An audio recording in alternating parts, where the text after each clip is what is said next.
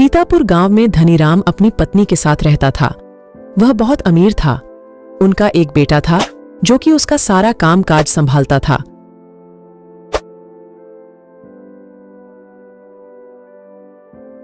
वह शहर में अपनी पत्नी के साथ रहता था।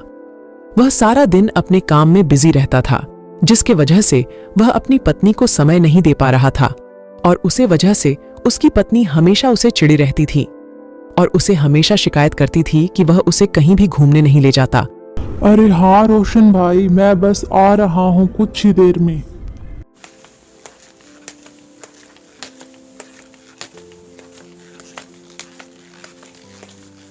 हे भगवान, कैसा पति मिला है। सारा दिन काम ही काम, काम ही काम, कहीं भी घुमाने नहीं लेके जाता। देखो जी, मैं कही देती हूँ, मुझे आज कहीं बाहर घुमाने लेके चलो। अरे भाग्यवान, तुम भी कैसे बच्चों की तरह जिद कर रही हो।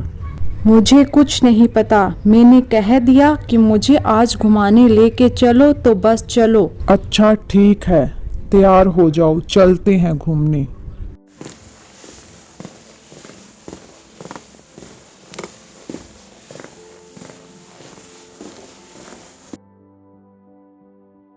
सुनो जी, मुझे बहुत प्यास लगी है, गर्मी भी बहुत हो गई है। आप मेरे लिए जाके पानी लेके आइए।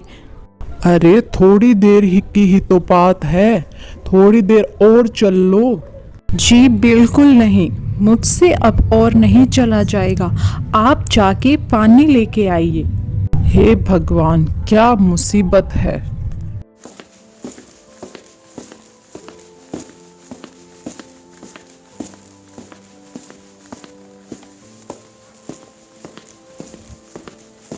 हरिया को वहां पर एक नदी दिखाई देती है। वह वहां रुक जाता है और कहता है, अरे कितना साफ पानी है, यही लेके चला जाता हूँ सीमा के लिए। खाम खां ऐसे ही पानी की बोतल के 20 रुपए लगाने पड़ेंगे। यह सोचकर जैसे ही हरिया नदी में पानी लेने के लिए झुकता है तो उसका पैर फिसल जाता है और वह नदी में गिर जाता है और नदी के पानी के बहाव के साथ बहने लगता है और फिर वह पानी के बहाव के साथ आगे बहता चला जाता है। इधर सीमा हरिया के इतनी देरी होने की वजह से दुखी हो जाती है। हाय राम, कितनी देरी हो गई, अभी तक वो नहीं आए। फिर सीमा वहां पर एक पेड़ के नीचे बैठ जाती है और हरिया का वहीं पर बैठकर इंतजार करती है।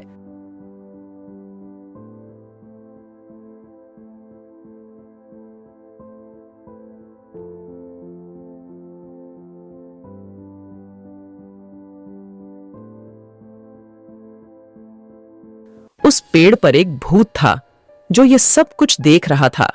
उससे सीमा की यह हालत देखी नहीं जाती। वह मन ही मन सोच रहा था कि कितनी सुंदर औरत है, इसका पति पता नहीं उसको छोड़कर कहां पर चला गया।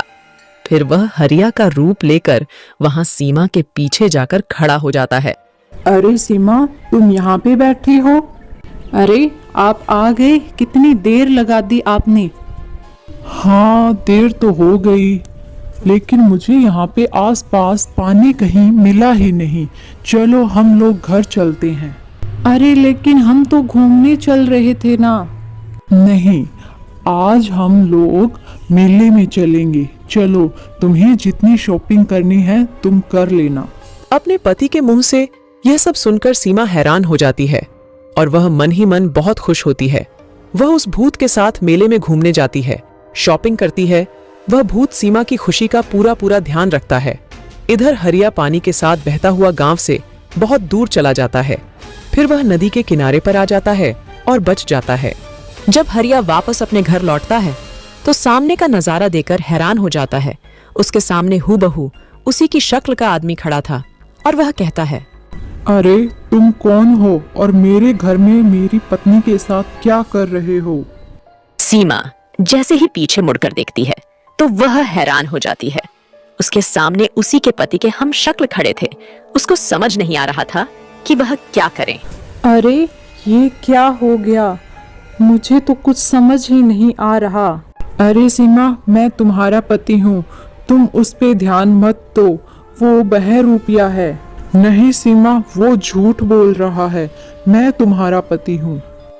फिर उसी समय अचानक से हरिया के माता पिता आ जाते हैं। वो भी अपने सामने का नज़ारा देख के हैरान हो जाते हैं। अरे ये क्या, दो हरिया? हाँ जी, मुझे भी कुछ समझ नहीं आ रहा। ये दो हरिया कहाँ से आ गए? मेरा असली बेटा कौन सा है? फिर हरिया के माता पिता दुविधा में पड़ जाते हैं और वह इस बात का फैसला करने के लिए कि उनका असली बेटा कौन सा है, एक तांत्रिक के पास जाते हैं और उसे जाकर सारी बात बताते हैं। वह तांत्रिक को अपने घर पर लेकर आते हैं। तांत्रिक समझ जाता है कि उनमें से एक भूत है जो कि हरिया बनाकर उनके सामने खड़ा था।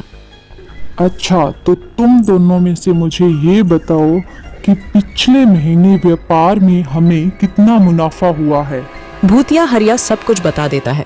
फिर तांत्रिक सोचता है कि अगर भूत चाहता तो हरिया को मार सकता था, लेकिन उसने ऐसा नहीं किया और फिर वह समझ जाता है और वह कहता है, जो भी सीमा से प्यार करता है वो इस बोतल में मुझे कैद होकर दिखाओ।